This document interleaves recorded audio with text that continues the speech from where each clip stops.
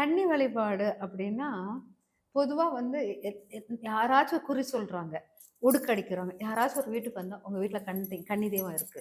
உங்க ம். வீட்ல கன்னி தெய்வம் வீட்டு வாசலே நின்னு அழுதுகிட்டே இருக்கு. வீட்டுக்குள்ள வர மாட்டேங்குது."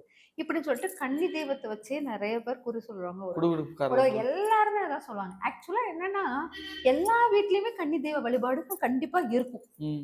ஏன்னா, ஒரு பெண் வந்து அங்க ஒரு ஒரு பெண் பிறப்பா. பெண் வந்து சாக்ரிஃபைஸ் ஆவா. சாக்ரிஃபைஸ் ஆயி தன் உயிர் தியாகம் பண்ண போய் தான் அந்த வீடு வந்து இவ்வளவு சுழற்சி, இவ்வளவு கஷ்டங்கள் உருவாகும். அது வந்து இல்லாமல் எந்த வீடும் இருக்காது. அதனால கன்னி தெய்வ வழிபாடுன்னு சொல்லிட்டு நம்மளுடைய பண்பாட்டில் முறைகளில் உண்டு. கண்டிப்பாக உண்டு. நிச்சயம். அது வந்து மகாலய அமாவாசையில் வந்து பரணி இது வந்து மகாபரணியில வந்து அந்த வழிபாடுகளுக்குள்ள தான் நம்ம எடுப்போம். அதேபோல் பார்த்தீங்கன்னா, இந்த தை மாசத்துல நம்ம வந்து கன்னி தெய்வ வழிபாடுகள் உண்டு. பார்த்தீங்கன்னா, 3 அமாவாசை நான் சொல்லியிருப்பேன். கடகராசியில் வரும் அமாவாசை, அதாவது ஆடி மாசம் வர அமாவாசை, தை தை அமாவாசை, புரட்டாசி அமாவாசை. அ ஆடி மாசத்துல வர அமாவாசையில நம்ம வந்து கன்னி தெய்வ வழிபாடுங்கிற மாரி ஒண்ணு உண்டு. அது சேலை வச்சு கும்பிட்டு குடுப்போம். ஒரு பெண் தெய்வ வழிபாடு பண்ணி குடுப்போம். கூழ் வச்சு காய்ச்சி எல்லாருக்கும் குடுக்குறது உண்டு.